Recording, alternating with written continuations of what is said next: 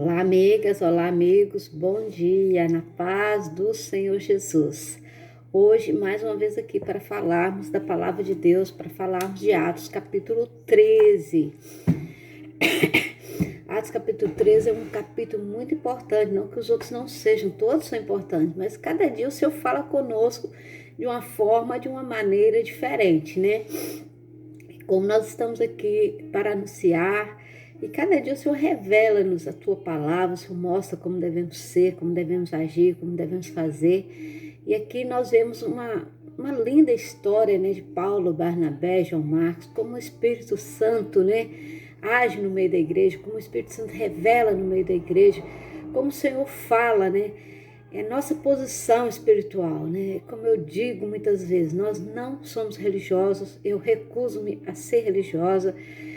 Todos nós somos um pouco, né? E mesmo nós, obreiros e missionários, pastores, que às vezes eu sou religioso, todos nós somos religiosos, né? Nem não seja na nossa religião, nós somos religiosos, né?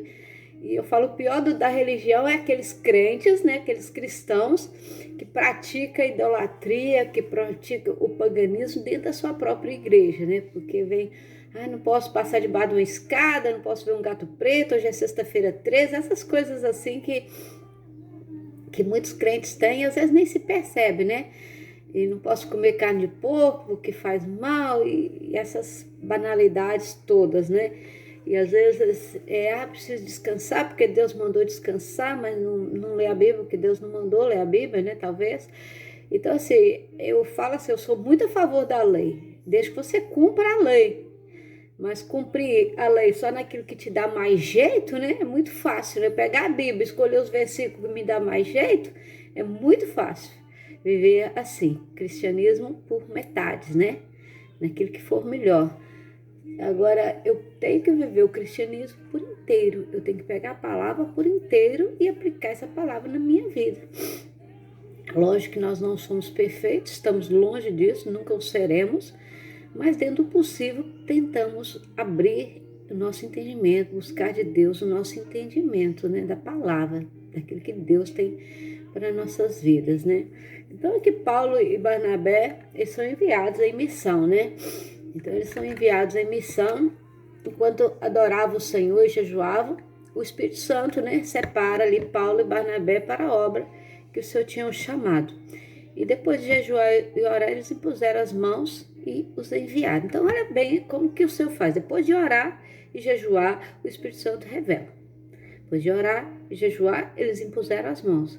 Depois de orar e jejuar, eles são enviados. Então não é o eu acho que deve ser o fulano, eu acho que deve ser o ciclano. Não.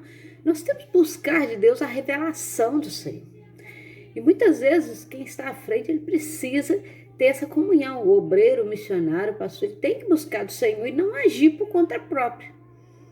E a igreja também tem que perceber isso. Quando um pastor, um obreiro, um missionário toma alguma decisão, ou ele ou o grupo, no caso da Maranata, temos o grupo de intercessão, temos o presbitério, e outras igrejas também tem o grupo de missão, outras igrejas têm o ministério.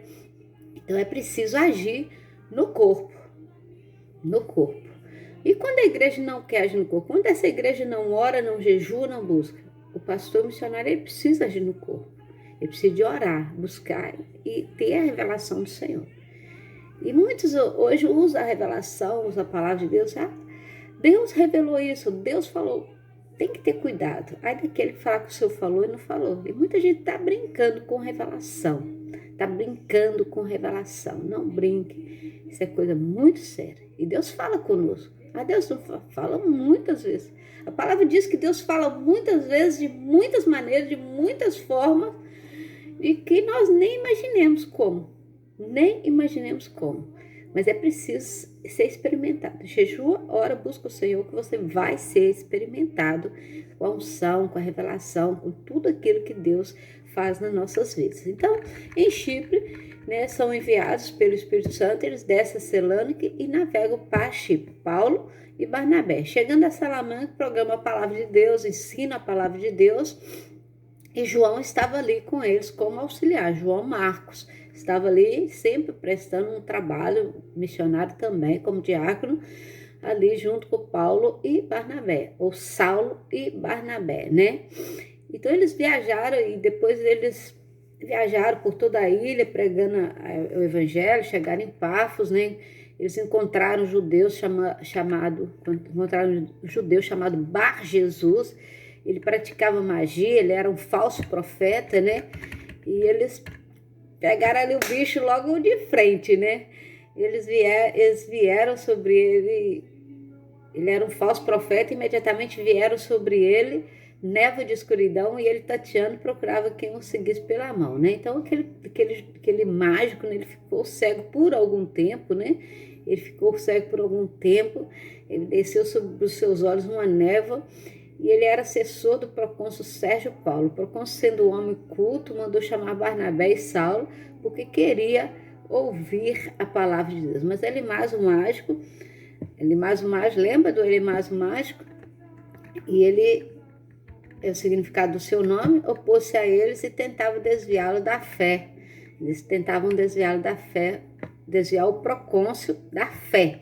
Então, Saulo, também chamado Paulo, Saulo, também chamado Paulo.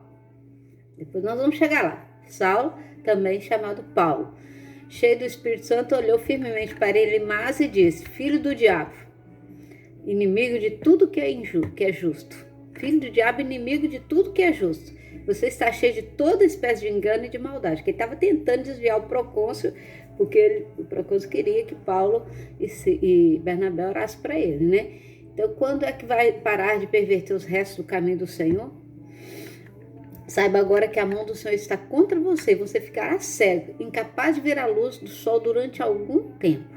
Então, o procônsul, vendo o que havia acontecido, creu profundamente, impressionado com o ensino do Senhor, porque era preciso, né, realizar essa obra, era preciso que as coisas acontecessem fisicamente para que as pessoas entendessem o poder do Senhor. Ah, mas Deus é ruim? Não, Deus é bom. E muitas coisas que acontecem conosco não é Deus que faz, muitas vezes Deus permite, pela dureza do nosso coração, como Moisés disse, pela dureza do vosso coração é permitido isso ou é permitido aquilo, porque nós somos duros. Mesmo nós hoje, cristãos, conhecedores da palavra, somos duros, precisamos deixar o Espírito Santo mover-nos, precisamos deixar o Espírito Santo quebrar. E Antioquia da Psídia. Então, Paulo foi para Antioquia da Psídia. Atenção que havia duas Antioquias, né? Então, essa é a Antioquia da Psídia. Então Paulo ali... Só um minutinho que eu me perdi aqui. Paulo e Barnabé, eles ali juntos, né? Em Antioquia da Psídia. Eles navegaram até Perge da Panfilha. E João os deixou ali e voltou para Jerusalém. João Marcos desistiu.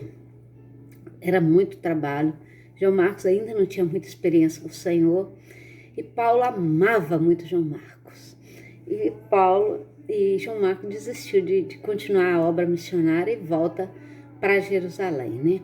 E ali eles continuaram pregando em várias cidades, em várias ilhas, né? E no sábado eles entraram na sinagoga e se assentaram ali na sinagoga, né? E depois da leitura, depois de terem feito tudo, né? Paulo, depois da leitura dos profetas, o chefe da sinagoga, não mandaram dizer: irmãos, se vocês têm uma mensagem de encorajamento para o povo, falem. Olha que eles são convidados a falar. Olha como é que as coisas estavam mudando. Eles estavam ali sentados, na boa, tranquilo, e ali... Depois da leitura, os chefes, né, os chefes da sinagoga convidaram eles para pregar, né, para ensinar ali a palavra de Deus. E Paulo, pondo-se em pé, fez sinal com a mão, né, para que eles se calassem, que estivessem atentos à mensagem do Senhor. E Paulo começa a falar do Deus de Israel. E ele começa a contar a história, né? Olha, o Deus do povo de Israel escolheu nossos antepassados, né? Exaltou o povo e deu livramento ao povo, e Deus tirou o povo do Egito, levou para a terra de Canaã.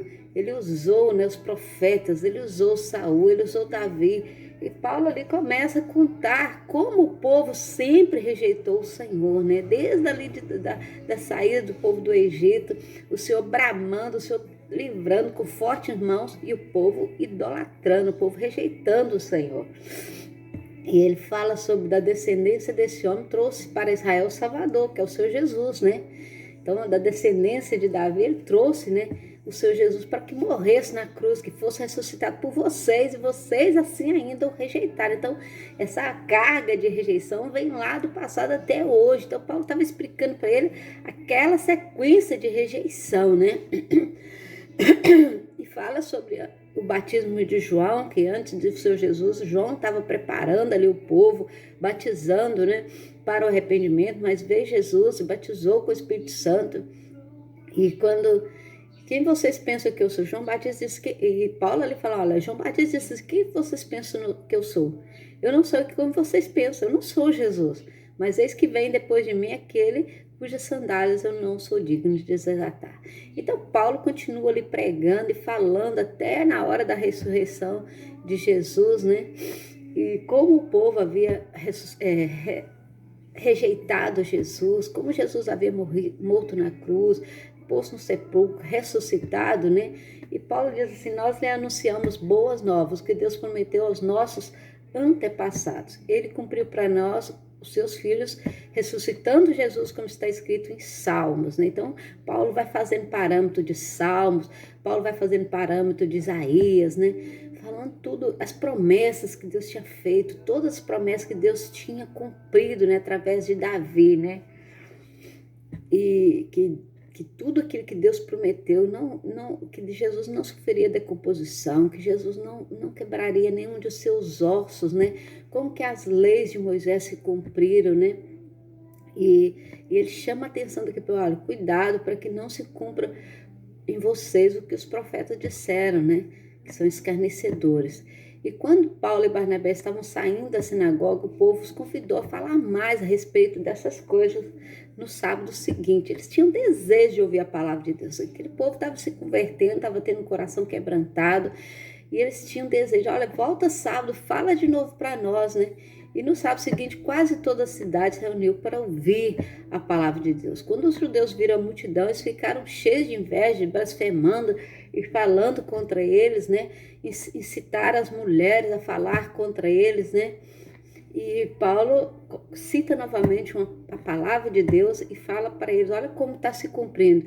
Paulo se coloca, né? Eu fiz de vocês luz para os gentios, para que vocês levem a salvação até os confins da terra. Né? Nós somos luz para os gentios e nós vamos levar a palavra de Deus até os confins da terra. Então Paulo fala, é isso que está acontecendo. Isso era profético, está cumprindo em nosso meio. E ouvindo isso, os gentios legais e bendisseram da palavra do Senhor e creram que os havia sido designado para a vida eterna. Então Paulo falou assim, agora vocês serão luz para os gentios também, né? Essa promessa diz a respeito de mim, de vocês e de todas as vossas gerações. Vocês têm que ser luz para os gentios. E a palavra do Senhor espalhava por todo lado, até aos confins da terra, né? E quando alguém não ouvia a palavra de Deus, olha o que Paulo fala aqui no versículo 50, né? Mas os judeus incitaram as mulheres contra eles, e esses sacudiram o pó dos seus pés em protesto contra eles e foram icônicos. Os discípulos continuavam cheios de alegria e do Espírito Santo. Então, quando alguém rejeita a palavra do Senhor, lá em Jesus ensinando os seus discípulos, se ninguém receber, sacuda o pó da terra, a sua roupa, não leva nada, rejeita essa cidade. E ali Paulo, né, passando por mais uma batalha, ele faz esse gesto, né? Mas ele disse, vocês são luz para os gentios até os confins da terra. Eu sou luz para o gentio, você é luz para o gentio até os confins da terra. Que Deus te abençoe, que Deus te dê graça. Você nunca deixe de ser impressão digital de Deus, porque você é um escolhido. E Paulo, sobre o nome de Paulo, não foi mudado, como muitas vezes eu mesmo já disse, eu mesmo entendi. Paulo significava Saulo, então na linguagem ali eles precisavam de usar Paulo, porque era mais fácil de falar. Tipo, meu nome é Rosemary, mas na Inglaterra é Rosa Maria, em outro lugar é Maria Rosa. Então a pronúncia, a tradução muda, mas você pode ver que muitos versículos falam Saulo, Saulo, Saulo. Se Saulo foi enviado, não poderia ser Paulo, né? Então nós vamos ter atenção a isso, eu aprendi isso e quero passar para vocês. Vamos orar? Deus Pai, Deus Filho, Deus Espírito Santo, abençoa cada um de nós, que a Tua palavra chegue aos corações, que possamos ser luz para as nações, até os confins da terra, em nome de Jesus. Beijo no coração, tem que terminar. Tchau, até amanhã.